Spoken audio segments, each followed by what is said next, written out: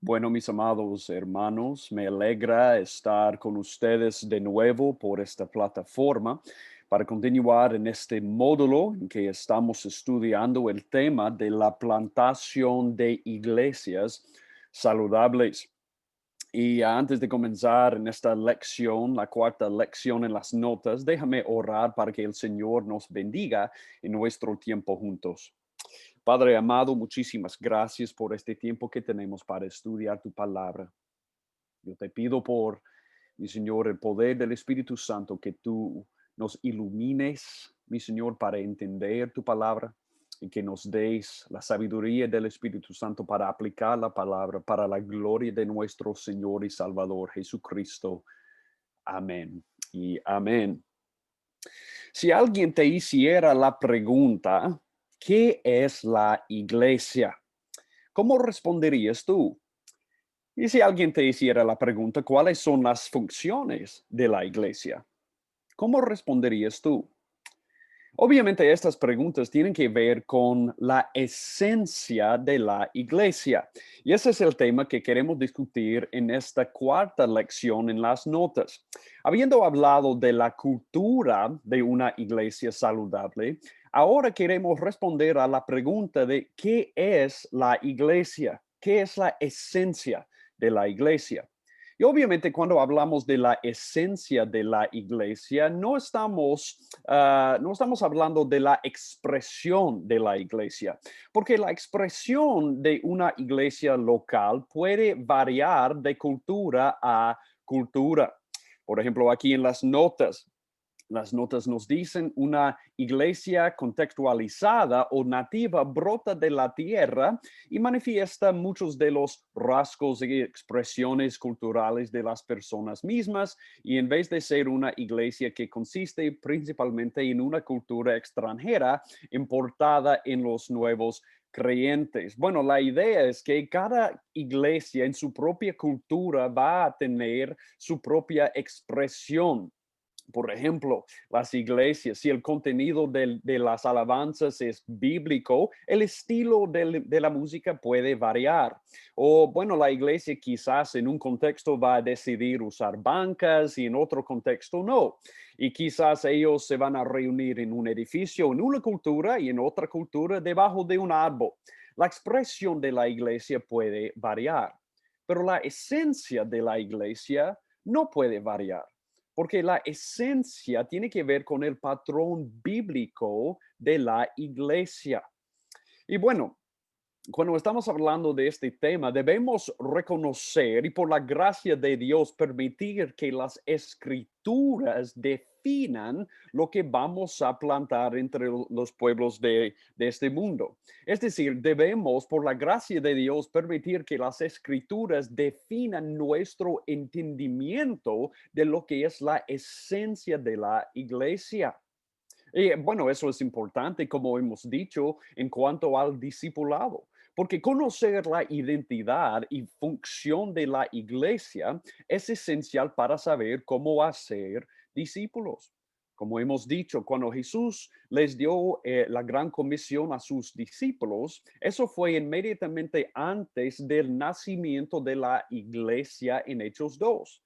Y esto es importante para nosotros porque, como hemos dicho, en las otras lecciones anteriores, las iglesias locales son el contexto donde se cumple la gran comisión.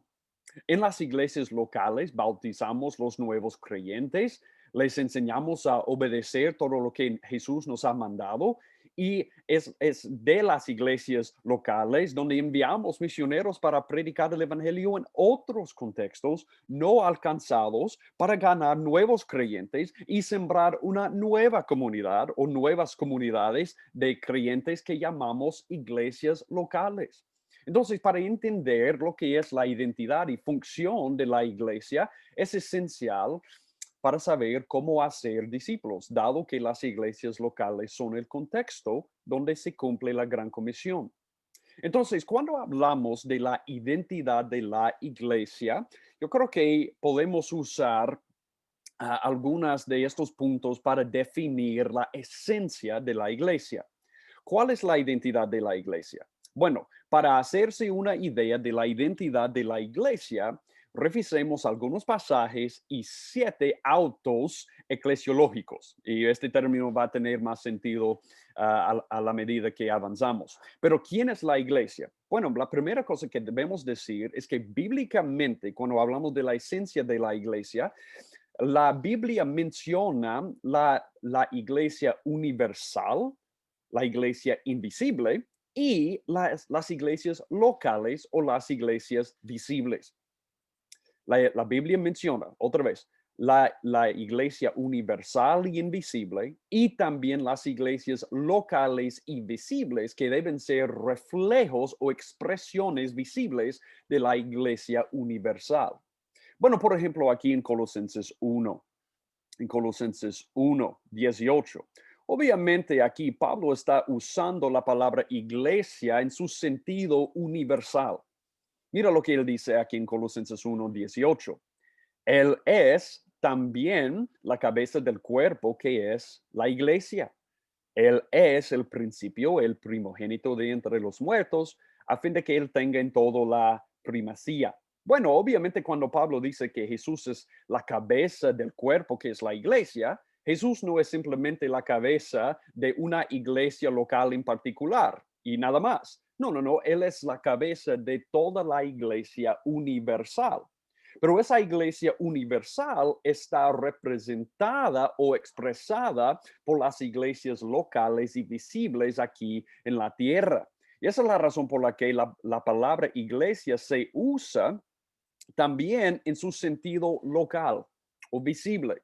Por ejemplo, aquí en Apocalipsis 2, cuando Juan está escribiendo las palabras de Jesús a las iglesias y él dice, escribe al ángel de la iglesia en Éfeso. Obviamente aquí el uso de la palabra iglesia no es en su sentido universal, sino se está describiendo una iglesia en particular ahí en Éfeso, una iglesia local. Entonces tenemos que reconocer que la Biblia habla de la iglesia en su sentido universal, pero también en su expresión local, y las iglesias locales deben ser reflejos de la iglesia universal y invisible. Vamos a ver eso más adelante. Segundo, Jesús es la plenitud de Dios. Jesús es la plenitud de Dios. Quizás ustedes todavía tienen abierto el libro de Colosenses y podemos leer aquí que realmente es el pasaje clave para entender todo el libro de Colosenses. Pablo dice a los en Colosas, él dice, porque toda la plenitud, Colosenses 2:9, porque toda la plenitud de la deidad reside corporalmente en él. Jesús es la plenitud de Dios. Y eso significa mucho. Bueno, él es Dios encarnado. Pero pudiéramos decir esto, Jesús encarna la naturaleza, el poder y voluntad del Dios invisible. Pero lo interesante de eso es muy interesante, pero es asombroso también ver lo que Pablo dice sobre la iglesia, que la iglesia es la plenitud de Cristo. Mira lo que dice aquí en Efesios 1:23. Efesios 1:23. Bueno, vamos a comenzar aquí en el versículo 22. Y todo sometió bajo sus pies, y a él lo dio por cabeza sobre todas las cosas a la iglesia, la cual, la iglesia, es su cuerpo, la plenitud de aquel que lo llena todo en todo. Bueno, la iglesia es la plenitud de Cristo, es decir, somos el cuerpo de Cristo que Él llena y por consiguiente, mediante el Espíritu, la iglesia encarna la naturaleza, el poder y voluntad del Cristo invisible. Somos su cuerpo, encarnamos su naturaleza, su poder y su voluntad a la vista del mundo. Entonces, pudiéramos decir esto, la iglesia es el agente a través del cual Cristo hace todo lo que él hace en el mundo, ¿sí? Bueno, en cuanto a la expansión del evangelio, él hace lo que hace a través de su cuerpo, la iglesia, y eso es increíble. También podríamos decir que la iglesia es la comunidad trinitaria reflejando la deidad. La iglesia es la comunidad trinitaria reflejando la deidad. Mira aquí en Filipenses 2. Filipenses 2. Y vamos a comenzar aquí en el versículo 3.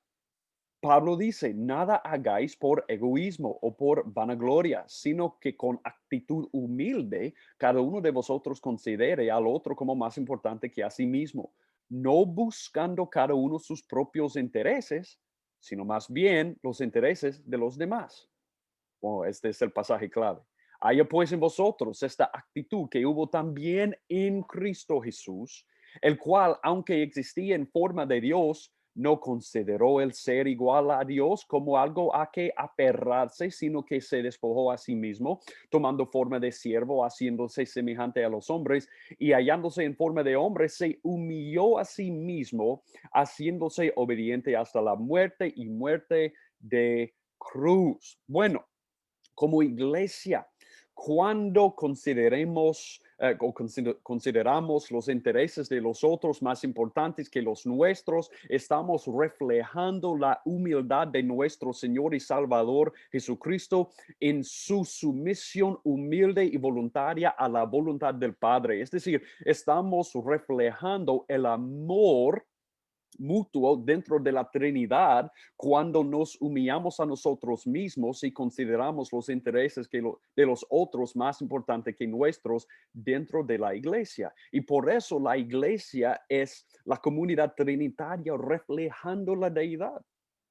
¿Qué clase de pueblo crearía un Dios trinitario? Una comunidad donde todos son iguales en esencia, pero cada uno sirve al otro por amor a Cristo. Y eso refleja Cristo en su sumisión voluntaria y humilde dentro en su relación con el Padre, a su voluntad. Entonces, cuando tomamos o cuando tenemos la misma actitud, estamos reflejando la Trinidad.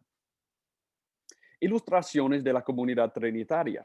Bueno, lo que vamos a ver ahora son ilustraciones de la iglesia que encontramos en la Biblia para hablar más de la esencia de la iglesia. De nuevo, lo que hemos visto es que la iglesia en su esencia tiene, en un sentido, es universal y invisible. Bueno, constituidos de todos los redimidos de toda la historia cristiana, pero también hay un sentido en que la iglesia es local y visible, y las iglesias locales y visibles expresan, reflejan la iglesia universal y invisible. También la iglesia es la plenitud de Cristo. La iglesia encarna la naturaleza, el poder y la voluntad del Cristo invisible. Y también la iglesia es una comunidad trinitaria reflejando la deidad. Pero también podemos ver algunas ilustraciones sobre la esencia de la iglesia. Y en estas ilustraciones necesitamos tener en cuenta que la teología bíblica es la marca de una iglesia saludable. Una de las marcas de una iglesia saludable es el compromiso de ver la Biblia como un todo unificado. La Biblia no cuenta historias desconectadas. La Biblia entera cuenta una gran historia de redención cumplida en Jesucristo. Y cuando entendemos toda la Biblia con esa unidad orgánica, estamos haciendo la teología bíblica. Y un compromiso de ver la Biblia de esa manera y predicar la Biblia de esa manera es una de las marcas de una iglesia saludable.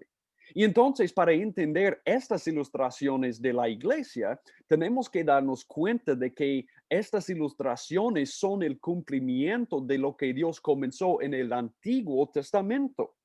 La iglesia es el fruto de la semilla que Dios plantó en el Antiguo Testamento. Y cuando vemos estas ilustraciones de esa manera, estamos haciendo la teología bíblica. Por ejemplo, piensen en el templo. Obviamente, Pablo nos dice que la iglesia es el templo. 1 Corintios 3:16. 1 Corintios 3:16. Escucha lo que Pablo dijo. ¿No sabéis que sois templo de Dios y que el Espíritu de Dios habita en vosotros? Bueno, él dice lo mismo en 2 Corintios 6. 2 Corintios 6:16. Él dice, ¿o qué acuerdo tiene el templo de Dios con los ídolos? Porque nosotros somos el templo del Dios vivo como Dios dijo. Bueno, vemos lo mismo aquí en Efesios 2, 19 a 22. Escucha lo que Pablo nos dice aquí. Así pues, ya no sois extraños ni extranjeros, sino que sois conciudadanos de los santos y sois de la familia de Dios, edificados sobre el fundamento de los apóstoles y profetas, es decir, sobre el fundamento de la palabra de Dios que los apóstoles y profetas bajo la inspiración de Dios nos dio o nos dieron, siendo Cristo Jesús mismo la piedra angular en quien todo el edificio bien ajustado va creciendo para ser un templo santo en el Señor. Y él dice lo mismo aquí en 1 de Pedro 2, 5. 1 de Pedro 2, 5. Él dice, también vosotros como piedras vivas, sed edificados como casa espiritual para un sacerdocio santo para ofrecer sacrificios espirituales aceptables a Dios por medio de Jesucristo. Somos el templo de Dios. Pero para entender esa ilustración tenemos que entender este concepto del templo que Dios sembró en el Antiguo Testamento. Porque ¿qué era el templo en el Antiguo Testamento? Bueno, fue el lugar de encontrar la presencia de Dios. Fue el lugar de encuentro con Dios, porque Dios puso su presencia ahí en el lugar santísimo dentro del templo. Esa es la razón por la que cuando Salomón dedicó el templo en 1 de Reyes 8, vemos esta manifestación de la presencia de Dios y de su gloria. Mira aquí en 1 de Reyes 8, 11. Y bueno, vamos a comenzar con el versículo 10. Y sucedió que cuando los sacerdotes salieron del lugar santo, la nube llenó la casa del Señor y los sacerdotes no pudieron quedarse a ministrar a causa de la nube, porque la gloria del Señor llenaba la casa del Señor. El templo fue el lugar de la presencia de Dios, el lugar de encontrarse con Dios, en su presencia, en su gloria. Y esa es la razón por la que cuando Jesús vino, él dijo en Juan 2 algo tan sorprendente y asombroso para todos, pero especialmente para los judíos. Bueno, ustedes van a recordar lo que él dijo. Él dijo a los judíos, destruir, Juan 2, 19, destruir este templo y en 3 días lo levantaré. Entonces los judíos dijeron, en 46 años fue edificado este templo y tú lo levantarás en 3 días, pero él hablaba del templo de su cuerpo, porque él siendo Dios encarnado fue el lugar de la presencia de Dios en la tierra. Él dice, yo soy el templo, yo soy el cumplimiento de lo que el templo era en el Antiguo Testamento. Y ahora, dado el hecho de que estamos en Cristo, somos unidos con Él como creyentes y Él mora en nosotros como su iglesia, ahora Él nos ha hecho el templo de Dios, donde su presencia mora. Bueno, para entender esa ilustración tenemos que entender la teología bíblica, como Dios sembró ese concepto en el Antiguo Testamento y vemos la fruta de esa planta en el Nuevo. Pero la iglesia es el templo de Dios, donde la presencia de Dios mora. Pero también, bueno, Él nos ha hecho un real sacerdocio, un real sacerdocio. Mira de nuevo en 1 de Pedro 2, 1 de Pedro 2, 9 a 10. Pero vosotros sois linaje escogido, real sacerdocio, nación santa, pueblo adquirido para posesión de Dios, a fin de que anunciéis las virtudes de aquel que os llamó de las tinieblas a su luz admirable. Bueno, esto es increíble. Él nos ha hecho sacerdotes de Dios en Cristo. ¿Qué hace un sacerdote? Un sacerdote representa el pueblo delante de Dios y representa a Dios delante del pueblo. Eso es lo que hace un sacerdote. Y lo que es interesante es que desde el principio esto ha sido el propósito de Dios para su pueblo. Ustedes van a recordar que Adán y Eva fueron llamados de cierta manera de funcionar como sacerdotes en el templo jardín en Edén, de cultivar y trabajar en el jardín y también de para Adán proteger el jardín como el templo de Dios en su presencia. Cuando Noé salió del arca, él ofreció holocaustos y sabemos que los que ofrecieron holocaustos en el Antiguo Testamento eran los sacerdotes. Bueno, en Éxodo 19, en el pacto mosaico, Podemos leer esto en Éxodo 19:5. Ahora pues, si en verdad escucháis mi voz y guardáis mi pacto, seréis mi especial tesoro entre todos los pueblos, porque mía es toda la tierra, y vosotros seréis para mí un reino de sacerdotes y una nación santa. Bueno, eso fue la intención, el propósito de Dios para su pueblo bajo el pacto mosaico. Y también vemos que Dios llamó un cierto tribu, los levitas, para ser sacerdotes dentro del pueblo de Israel. Y todo eso fue como un presagio de lo que Cristo iba a hacer en su primera venida. Por ejemplo, mira aquí en Hebreos 4, ¿qué ha hecho Jesús por nosotros? Hebreos 4. Teniendo pues, versículo 14, teniendo pues un gran sumo sacerdote que trascendió los cielos, Jesús el Hijo de Dios, retengamos nuestra fe. Jesús como nuestro sumo sacerdote, como podemos ver más claramente en Hebreos 7, 9 y 10, Él ha entrado en el lugar santísimo real para ofrecer su sangre, su perfecto sacrificio que ha obtenido redención para su pueblo para siempre. Él es el sumo sacerdote, ¿sí? Y porque no tenemos un sumo sacerdote que no pueda compadecerse de nuestras flaquezas, sino que uno que ha sido tentado en todo como nosotros, pero sin pecado, por tanto, ¿qué podemos hacer? Acerquémonos con confianza al trono de la gracia para que recibamos misericordia y hallemos gracia para la ayuda oportuna. En Cristo, unido a Él nos ha hecho un real sacerdocio porque podemos entrar en el trono de la gracia, en el lugar santísimo, en la presencia de Dios libremente, para siempre, cuando queremos, ¿sí? Porque Él ha obtenido ese acceso para nosotros. Entonces, como los sumos sacerdotes entraron en la presencia de Dios en el Antiguo Testamento, pero solo una vez al año. Ahora, dado que Cristo ha entrado y ha ofrecido y derramado su sangre sobre el altar para obtener una redención eterna para nosotros, podemos entrar siempre, ¿sí? Y podemos pedir para el pueblo de Dios, delante de Dios en su trono, y podemos representar a Dios delante del mundo, testificando sobre su gracia en el Evangelio. Podemos funcionar como sacerdotes por el acceso que Jesús ha logrado por nosotros siendo nuestro sumo sacerdote.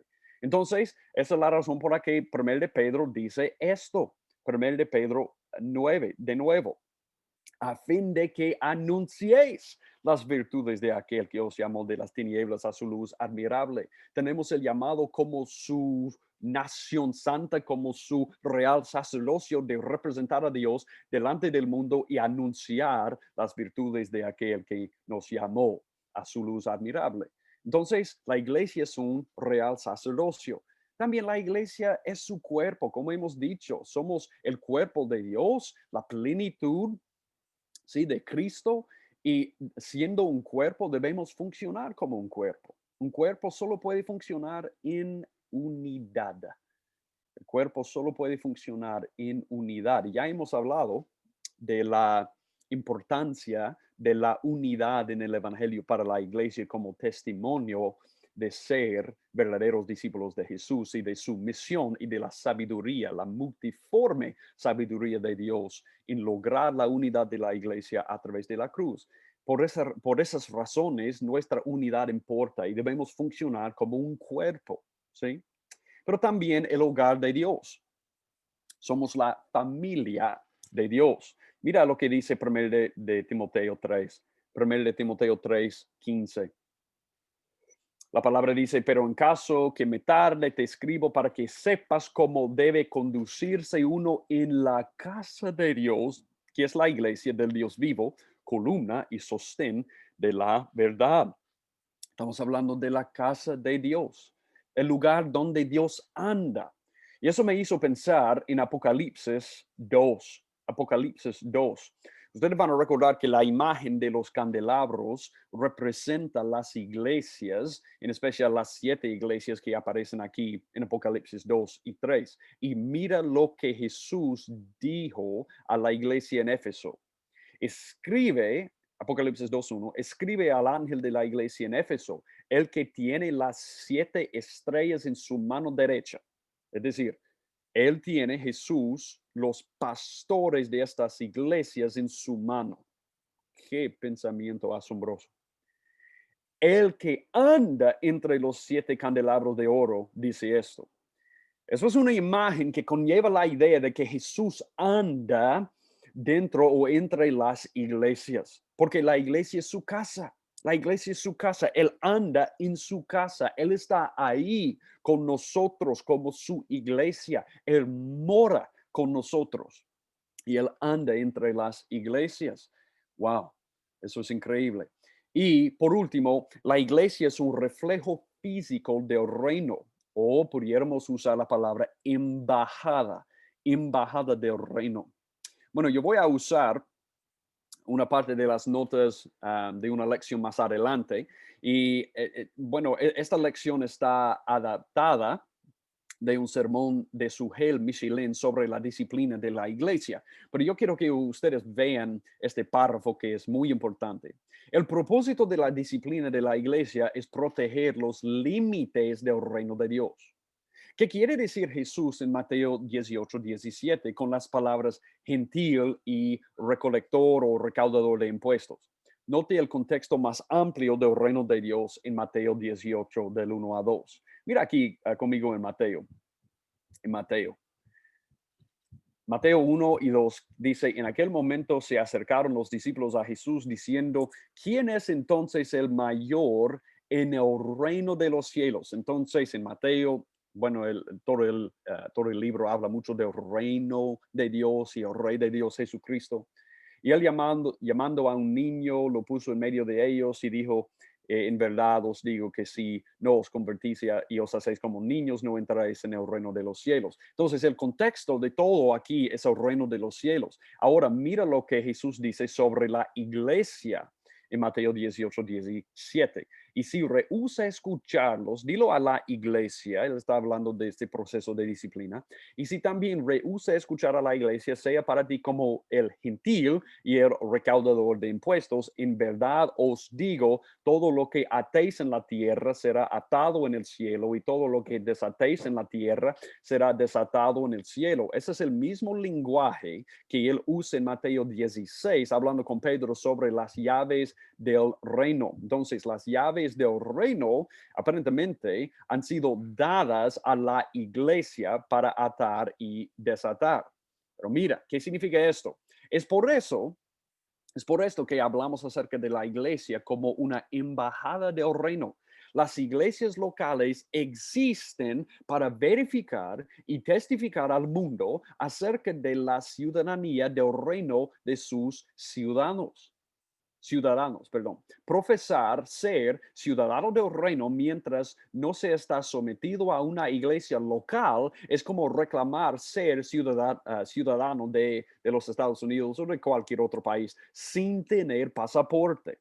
La membresía de la iglesia es la entrega de un pasaporte que reconoce una profesión creíble de la ciudadanía del reino a través del bautismo y la cena del Señor. Cuando se le da la membresía de la iglesia a una persona, eso es como la entrega de un pasaporte a un ciudadano de cierto país que reconoce una profesión creíble de la ciudadanía del reino. Es decir, creemos que tú tienes un testimonio creíble. Y por eso damos bautismo a una persona que tiene, un creyente que tiene una profesión creíble y damos permiso, sí, damos permiso a la cena del Señor para los creyentes que están viviendo de acuerdo con su profesión. Pero si no están viviendo de acuerdo con su profesión y no quieren arrepentirse después de este proceso de la disciplina de la iglesia, debemos excomulgar a la persona porque ellos no tienen la evidencia de su profesión. Y esa es la razón por la que la iglesia tiene las llaves del cielo. Después de hacer este proceso por lo más fiel que podamos ser. Si una persona no tiene la evidencia de ser un cristiano, debemos excomulgarlos. Y Jesús dice, todo lo que atéis en la tierra será atado en el cielo y todo lo que desatéis en la tierra será desatado en el cielo. Es decir, cuando ustedes hacen eso, estoy ahí con ustedes. Estoy ahí con ustedes con mi presencia, confirmando esa decisión, porque esa decisión es un reflejo de lo que ya ha sido decidido en el cielo. Eso es el uso de las llaves del reino. La disciplina correctiva formal de la iglesia quita el pasaporte. La disciplina correctiva pública de la iglesia no está motivada por listas sobre cuáles pecados son disciplinables, es motivada por una única pregunta. ¿Puede la iglesia continuar afirmando públicamente que la profesión de fe de la persona es creíble? ¿Por qué? Porque la iglesia existe en su esencia para ser una embajada del reino de Dios. Las iglesias, de nuevo, locales, existen para verificar y testificar al mundo acerca de la ciudadanía del reino de sus ciudadanos. Y esa es la razón por la que Jesús la dio a la iglesia las llaves del reino. Entonces, ¿qué es la iglesia en su esencia? Un templo, un sacerdocio real, un cuerpo, el hogar de Dios y un reflejo físico o una embajada del reino de Dios. Todos estos describen la realidad que Dios ha escogido un pueblo para reflejar su gloria y disfrutar lo que la Trinidad misma disfruta. Déjeme leer eso de nuevo porque eso es increíble. Todos estos describen la realidad que Dios ha escogido un pueblo para reflejar su gloria y disfrutar lo que la Trinidad misma disfruta. Bueno, en unidad con Cristo y con Cristo morando en nosotros, tenemos la oportunidad de disfrutar lo que la Trinidad misma disfruta. Mira a Juan 17, Juan 17, 22 a 24, que dice, la gloria que me diste, les he dado, para que sean uno, así como nosotros somos uno. Bueno, él dice, yo les he dado a mi iglesia mi propia gloria y también yo les he dado nuestra unidad, yo en ellos y tú en mí, para que sean perfeccionados en unidad, para que el mundo sepa que tú me enviaste y que los amaste tal como me has amado a mí. ¿Qué es lo que Jesús ha dado a su iglesia? La misma gloria, la misma unidad, el mismo amor que existe en la Trinidad. Oh Padre justo, oh Padre, pero Padre, quiero que los que me has dado estén también conmigo donde yo estoy para que vean mi gloria, la gloria que me has dado porque me has amado desde antes de la fundación del mundo. La iglesia local es una expresión visible, pequeña, de la iglesia universal. Queremos que nuestras congregaciones locales se parezcan lo más posible a la iglesia universal. Amén. Su iglesia será saludable en tanto refleje la Trinidad. Eso es importante, eso es importante. En la Trinidad no hay competencia, no hay guerras territoriales, rencor, amargura, egoísmo, no hay, no hay. Hay paciencia, hay amor, hay humildad, hay gracia, hay verdadera adoración.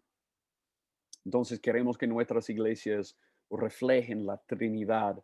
Y nuestras iglesias serán saludables en tanto reflejen la Trinidad. Ok, hablando de los miembros, habiendo hablado de la esencia de la iglesia, ¿qué tal los miembros? ¿Quiénes conforman o componen? Eso es mal escrito ahí. ¿Quiénes componen la iglesia? ¿Qué clase de personas deben ser consideradas parte de la iglesia?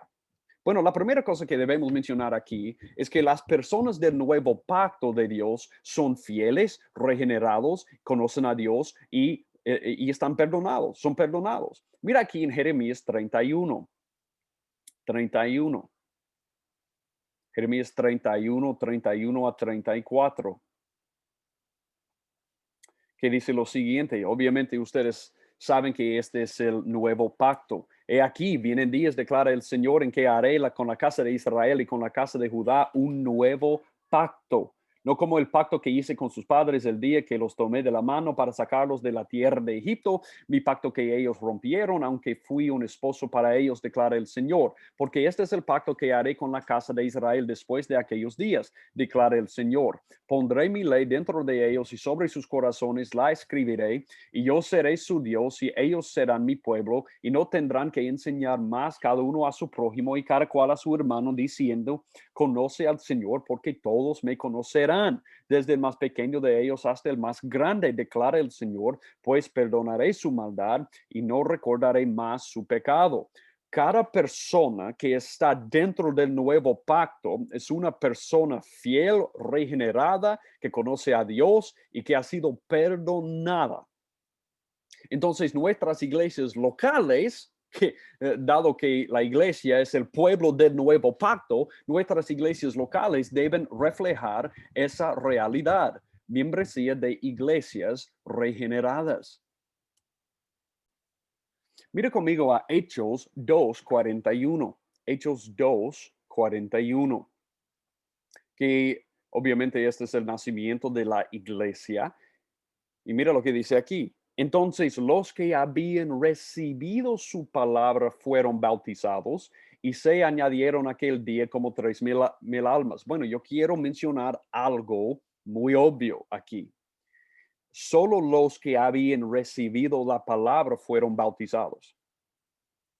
Entonces, los que hicieron una profesión de fe creíble de recibir la palabra, el evangelio de Dios, creer y arrepentirse de sus pecados, fueron bautizados. Y solo ellos. Y él dice, se añadieron aquel día como 3,000 almas. Solo los que habían creído fueron añadidos a esta membresía de la iglesia. Entonces, nuestras iglesias deben tener una membresía de personas regeneradas, ¿sí? Yo creo que eso es obvio de este texto, porque solo los que habían recibido la palabra fueron bautizados y solo ellos fueron incluidos en la membresía. Debemos tener una membresía de las personas regeneradas y nadie más. Aquellos agregados o añadidos a la iglesia recibieron primero su mensaje. Apodecoma es la palabra que se usa ahí para recibir, y eso es usado solo por Lucas y significa dar la bienvenida. Por ejemplo, en pasajes como Lucas 8:40, 9:11, Hechos 18:27, 21, 17 y 28:30. Ellos le dieron la bienvenida al mensaje del evangelio, creyendo que Jesús era el Mesías, y ellos recibieron su perdón. Entonces, ¿quiénes son los miembros de una iglesia saludable? Solo los que han recibido el evangelio, se han arrepentido y han creído en Jesús. Solo las personas regeneradas por el Espíritu Santo. Aquellos que creyeron el evangelio fueron entonces bautizados. El bautismo, ¿qué es el bautismo? Bueno, de una manera simple, de una manera sencilla, el bautismo es el medio tangible, visible de la gracia que nos une a Jesús. Es un símbolo de lo que nos ha pasado siendo unido a Cristo. ¿Qué nos ha pasado en unión con Cristo? Bueno, primero, en Romanos 6:3-4, mira lo que Pablo nos dice. Y no sabéis que todos los que hemos sido bautizados en Cristo Jesús, hemos sido bautizados en su muerte. Por tanto, hemos sido sepultados con él por medio del bautismo para muerte, a fin de que como Cristo resucitó de entre los muertos por la gloria del Padre, así también nosotros andemos en novedad de vida. ¿Qué simboliza el bautismo? El hecho de que hemos muerto con Cristo a nuestro pecado y ahora hemos resucitado a nueva vida con Cristo. El bautismo simboliza eso, pero también simboliza el hecho de que ahora pertenecemos al cuerpo de Cristo. Mira lo que dice aquí en 1 Corintios 12:13. Pues por un mismo espíritu todos fuimos bautizados en un solo cuerpo, ya judíos o griegos, ya esclavos o libres, y a todos se nos dio a beber el mismo espíritu. Cuando estamos bautizados como entrada en la membresía de una iglesia local, eso es para simbolizar el hecho de que el espíritu nos ha bautizado en el cuerpo de Cristo espiritualmente. Entonces, eso es lo que el bautismo simboliza. Y eso es todo, eso es solo, perdón, para los que han recibido la palabra, para los que han recibido el evangelio, que se han arrepentido de sus pecados, que espiritualmente, realmente, verdaderamente han muerto con Cristo y han resucitado con Él y andan en nueva vida. Y solo para los que espiritualmente han sido bautizados para ser parte de su cuerpo. No debemos tener miembros que no son creyentes. Debemos tener una membresía regenerada. Aquellos que creyeron y fueron bautizados fueron añadidos a su número. Claramente había una comunidad reconocida, identificable, a la cual fueron agregados los creyentes bautizados. Estos fueron inicialmente los apóstoles y el resto de los 120 nombres que constituyeron la comunidad primitiva en Hechos 1:15. La idea aquí es que ellos obviamente tenían una membresía identificable en la iglesia. Hay muchas iglesias que piensan que no deben tener una membresía, porque ¿de qué importa una membresía? Bueno, importa por muchas razones. Una de las razones es que obviamente es el ejemplo en el libro de Hechos de que ellos tenían una membresía identificable. Y obviamente si un pastor, como en Hebreos 13, si él tiene que dar cuentas a Dios por las almas sobre las cuales él velaba, si él tiene que dar cuentas por esas almas, él quiere saber quiénes son las almas. ¿Sí? Mira Hebreos 13:17. Obedecer a vuestros pastores y sujetaos a ellos porque ellos velan por vuestras almas como quienes han de dar cuenta.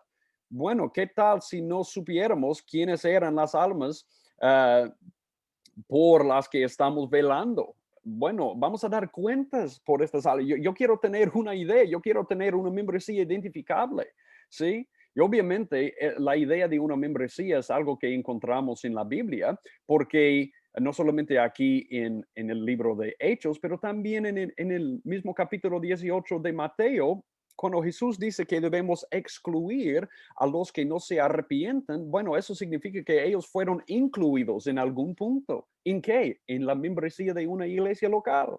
¿Sí? Entonces, obviamente hay la idea en la Biblia de una membresía identificable de las iglesias y debemos, si vamos a tener una iglesia saludable, tener una membresía solo de personas regeneradas, ¿sí? Y debemos perseguir eso y debemos también tener una idea clara de quiénes son los miembros. Debemos tener una membresía identificable. Ok, entonces, habiendo hablado de la esencia de la iglesia, de quiénes son los miembros de una iglesia, ahora yo quiero citar aquí Tom Julian, que nos va a dar una cita sobre la esencia de la iglesia como punto de resumen. Él dice, una iglesia local es un cuerpo organizado de creyentes bautizados en un área geográfica particular, conducidos por un pastor espiritual calificado que afirma la relación de ellos con el Señor y el pacto entre ellos por la observancia regular de la cena del Señor, comprometidos y guiados en todas las áreas de la vida y por la autoridad de la palabra de Dios, reuniéndose regularmente para adorar y estudiar la palabra y volverse hacia el mundo exterior en testimonio. Esa es la esencia de una iglesia y eso es un buen resumen de todo lo que hemos visto hasta ahora. Muy bien, muy bien. Para terminar, vamos a hablar de los 7 autos eclesiológicos, como hemos mencionado antes. ¿Cómo luce una iglesia autónoma en la práctica? Bueno, hemos hablado de estos 7 autos antes, pero yo quiero mencionarlos de paso aquí, o de repaso aquí, para que podamos tener en cuenta o tomar en cuenta estos 7 autos cuando pensamos en nuestras iglesias. Primero, autogobernada. Aunque buscar la sabiduría de otros es útil, no hay necesidad de consultar un cuerpo exterior en todos los asuntos de la vida de la iglesia. Interesantemente, en este caso horrible que había pasado en Corinto, en que este hombre tuvo relaciones con la mujer de su padre, Pablo dice esto en 1 de Corintios 5. 1 de Corintios 5. Él dice, Primera carta a los Corintios 5:4, en el nombre de nuestro Señor Jesús, cuando vosotros estéis reunidos y yo con vosotros en espíritu, con el poder de nuestro Señor Jesús, entregar a ese tal a Satanás para la destrucción de su carne, a fin de que su espíritu sea salvo en el día del Señor Jesús. Él dice, cuando vosotros estéis reunidos. Esto es algo que la iglesia necesita, con que la iglesia necesita lidiar en la congregación, autogobernada, ¿sí? Ustedes, cuando estén reunidos y yo con vosotros en espíritu, ustedes necesitan entregar a este tal a Satanás. Entonces, podemos ver un ejemplo ahí de la iglesia gobernando a sí mismo o a sí misma. Segundo, autosostenible. Una iglesia autosoportada bueno, sostenida, mejor dicho, se soporta a sí misma financieramente. Por ejemplo, vemos aquí en Hechos 4:34. Hechos 4:34. Tenemos el ejemplo aquí de la iglesia primitiva y vemos esto. No había pues ningún necesitado entre ellos porque todos los que poseían tierras o casas las vendían, traían el precio de lo vendido. Bueno, la única cosa que estamos tratando de decir aquí con autosostenible, que una iglesia sustenta a sí misma, es que la iglesia debe, por lo más que pueda, intentar de sostener las necesidades de la iglesia con sus propios recursos. Y una necesidad de la iglesia es apoyar a sus pastores o su pastor, dependiendo en la iglesia. Por ejemplo, mira aquí en 1 de Timoteo 5, 1 de Timoteo 5, 17. Los ancianos que gobiernan bien sean considerados dignos de doble honor, principalmente los que trabajan en la predicación y en la enseñanza, porque la escritura dice, no pondrás bozal al buey cuando trilla y el obrero es digno de su salario. Entonces, obviamente Pablo está diciendo aquí, si hay un pastor o pastores que están obrando en la palabra, ellos deben ser apoyados por la iglesia. Y eso no es decir que cada pastor va a recibir un salario completo de la iglesia, pero la iglesia debe intentar, por lo más que pueda, de sostener a su pastor y sostener las otras necesidades de la iglesia. Entonces, yo creo que eso es importante para una iglesia saludable. Autopropagada bueno, capaz de difundir el evangelio. Esa es la idea aquí. Una iglesia que está propagando el evangelio, que está expandiendo el reino de Dios al predicar el evangelio a su alrededor y también más allá de su contexto. Capaz de difundir el evangelio a lo largo de su propia área geográfica y a través del mundo. Interesante lo que Pablo dijo sobre los en Tesalónica. Bueno, y obviamente esta era una iglesia joven, porque Pablo no estuvo ahí por mucho tiempo. Él plantó una iglesia en Tesalónica en Hechos 17, y él dice en 1 de Tesalonicenses 1:6, vosotros venisteis a ser imitadores de nosotros y del Señor, habiendo recibido la palabra en medio de mucha tribulación, con el gozo del Espíritu Santo, de manera que llegasteis a ser un ejemplo para todos los creyentes en Macedonia y en Acaya. Mira esto, porque saliendo de vosotros la palabra del Señor ha resonado, no solo en Macedonia y Acaya, sino que también por todas partes vuestra fe en Dios se ha divulgado, de modo que nosotros no tenemos necesidad de hablar nada. Ellos estaban testificando en su propio contexto y más allá de su contexto, multiplicando la palabra. Una iglesia saludable es una iglesia que es capaz de difundir el evangelio a lo largo de su propia área y a través del mundo. Autoidentificada. Para ser considerada una iglesia, aquellos que se congregan como un grupo deben identificarse como la expresión local del cuerpo de Cristo. Es decir, por ejemplo, aquí en Hechos 14, un grupo de creyentes que se comprometen los unos a los otros y se compromete a Cristo y su palabra y los unos a los otros como una iglesia, tiene que identificarse como iglesia. Mira lo que dice aquí en Hechos 14:23. Después que les designaron ancianos en cada iglesia, habiendo orado con ayunos, les encomendaron al Señor en quien habían creído. Cuando Pablo y sus compañeros pasaron de regreso a los lugares que él había visitado y había plantado iglesias, él, bueno, obviamente Lucas identifica estas comunidades de creyentes como iglesias, después que les designaron ancianos en cada iglesia. Bueno, los grupos de creyentes que Pablo había plantado, Lucas llama a estas comunidades iglesias, porque ellos se habían identificado como iglesias en estas comunidades por su compromiso a la palabra, a Cristo y los unos a los otros. Entonces, una iglesia saludable es una iglesia autoidentificada como la expresión local del cuerpo de Cristo. Autoenseñable. Esto significa que los miembros individuales de la familia de la iglesia son capaces y están deseosos de enseñarse los unos a los otros. Obviamente, el pastor es el maestro principal de la iglesia, o los pastores son los maestros principales de la iglesia. Pero también la iglesia misma participa en la enseñanza, instrucción, amonestación y exhortación de la iglesia. ¿Cómo? Mira aquí Romanos 15:14. En cuanto a vosotros, hermanos míos, yo mismo estoy también convencido de que vosotros estáis llenos de bondad, llenos de todo conocimiento y capaces también, mira esto, de amonestaros los unos a los otros. Él dice, bueno, ustedes tienen la capacidad de usar la palabra que están aprendiendo, ¿sí? De los maestros, de los pastores. Ustedes pueden usar la palabra para amonestaros los unos a los otros. Vemos lo mismo aquí en Colosenses 3. Colosenses 3:16.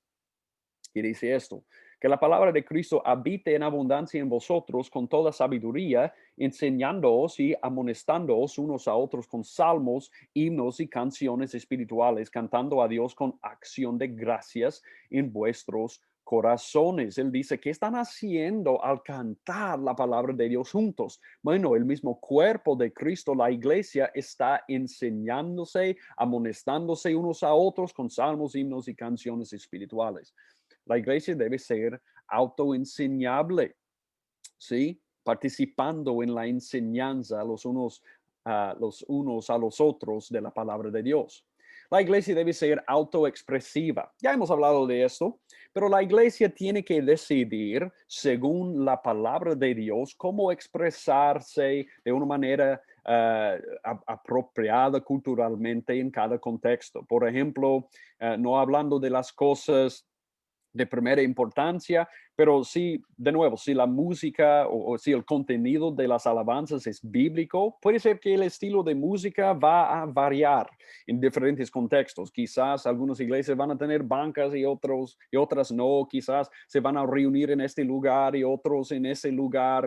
Bueno, autoexpresión también incluye la idea de la iglesia siendo capaz de organizarse acorde con los patrones culturalmente apropiados. Y eso no es decir que vamos a cambiar la esencia de la iglesia. No, no, no, no, no.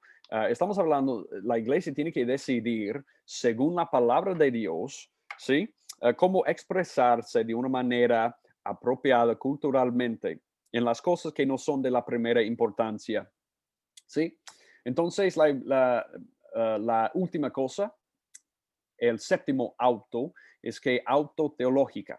Hay ciertos temas localizados que impactan a las iglesias, pero no son transculturales. Cada iglesia va a enfrentar diferentes cosas en su propio contexto, ¿sí? Y la iglesia tiene que, con la guía del pastor o los pastores, la iglesia tiene que consultar la Biblia para ver cómo enfrentar estos desafíos. Puede ser diferentes desafíos en la comunidad, a necesidades, enseñanzas que están atacando a la iglesia, como aquí en Colosenses. Bueno, la iglesia bajo la guía del pastor y obviamente bajo la cabeza de Jesucristo pueden consultar la palabra para ver cómo responder. Ok, 5:6 de la vida de la iglesia. 5:6 de la vida de la iglesia y con eso vamos a terminar. La iglesia tiene un llamamiento común. Hemos sido llamados por Cristo con el llamamiento eficaz del Espíritu Santo.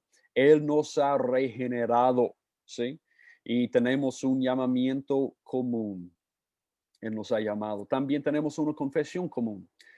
Todos los que han entrado en la iglesia son los que han confesado que Jesús es el Cristo. Y sobre esa confesión, lo que Pedro hizo en Mateo 16, Jesús ha edificado a su iglesia, no sobre el mismo Pedro, pero sobre la confesión que él hizo, porque todos los que han entrado en la iglesia a lo largo de la historia cristiana son los que han confesado de su corazón, expresando su creencia que Jesús es el Cristo. Y podemos ver esto en 1 Corintios 1. 1 Corintios 1. Pablo describe la iglesia en Corinto de esta manera: a la iglesia de Dios que está en Corinto, a los que han sido santificados en Cristo Jesús, llamados a ser santos, llamamiento común, con todos los que en cualquier parte invocan el nombre de nuestro Señor Jesucristo, Señor de ellos y nuestro. ¿Qué hacen todos que pertenecen a la iglesia? Invocan el nombre de nuestro Señor Jesucristo. Confiesen que Él es Señor. Bueno, no solo una confesión común, un compromiso común, un compromiso al señorío de nuestro Señor y Salvador Jesucristo, la obediencia y no el tamaño de la congregación o la prosperidad y habilidades de los miembros es la medida de la salud de la iglesia. Un compromiso al señorío de nuestro Señor y Salvador Jesucristo. Y si tenemos ese compromiso común al señorío de nuestro Señor y Salvador Jesucristo, vamos a tener un compromiso los unos a los otros y vamos a tener una comunidad en común. Como vemos en Hechos 2, 42 a 47, 4, 32 a 35, Gálatas 6, Juan 13, 34 y Santiago 5, 16, hay una comunidad común. Yo quiero que ustedes vean aquí, yo voy a citar este versículo en particular, Hebreos 10, 24 a 25, que yo creo que es importantísimo para nosotros de entender este punto. Hebreos 10, 24, y consideremos cómo estimularnos unos a otros al amor y a las buenas obras, no dejando de congregarnos como algunos tienen por costumbre, pero mira esto, sino exhortándonos unos a otros y mucho más al ver que el día se acerca. Tenemos una comunidad común y es mi deber de cuidar, de preocuparme por ti. Es mi deber, es una obligación, es algo que tenemos en común. Pertenecemos a esta comunidad y yo quiero preocuparme por ti. Más allá de estar en la iglesia, significa ser parte de una comunidad íntima en que todos cuidan de los otros, todos se preocupan de los otros. Y también tenemos una comisión común, obviamente la gran comisión. Pero mira aquí en Efesios 4, tenemos una comisión común, que es: Él dio a algunos el ser apóstoles, a otros profetas, a otros evangelistas y a otros pastores y maestros, a fin de capacitar a los santos para la obra del ministerio, para la edificación del cuerpo de Cristo, hasta que todos lleguemos a la unidad de la fe y del conocimiento pleno del Hijo de Dios, a la condición de un hombre maduro, a la medida de la estatura de la plenitud de Cristo. Él dice: los santos están siendo capacitados por los pastores y maestros para que puedan llegar, para que puedan edificar el cuerpo de Cristo y para que todos nosotros podamos llegar a la unidad de la fe y del conocimiento pleno del Hijo de Dios, a la condición de un hombre maduro, a la medida de la estatura de la plenitud en Cristo. Entonces, tenemos una comisión común de hacer discípulos. Y que, bueno, ¿qué es el contexto para hacer discípulos? Las iglesias locales. Entonces, bueno, habiendo hablado de la esencia de la iglesia, de los miembros de la iglesia, de resumir con una definición de la esencia de la iglesia, habiendo hablado de los 7 autos de una iglesia en práctica y de los 5 6 de la vida de la iglesia, vamos a terminar una vez más leyendo qué es la esencia de la iglesia para que podamos llevar esta definición en nuestras mentes y aplicarla en nuestras congregaciones. Una iglesia local es un cuerpo organizado de creyentes bautizados en un área geográfica particular, conducidos por un pastor o pastores espirituales calificados que afirma la relación de ellos con el Señor y el pacto entre ellos por la observancia regular de la cena del Señor, comprometidos y guiados en todas las áreas de la vida por la autoridad de la palabra de Dios, reuniéndose regularmente para adorar y estudiar la palabra y volverse hacia el mundo exterior en testimonio.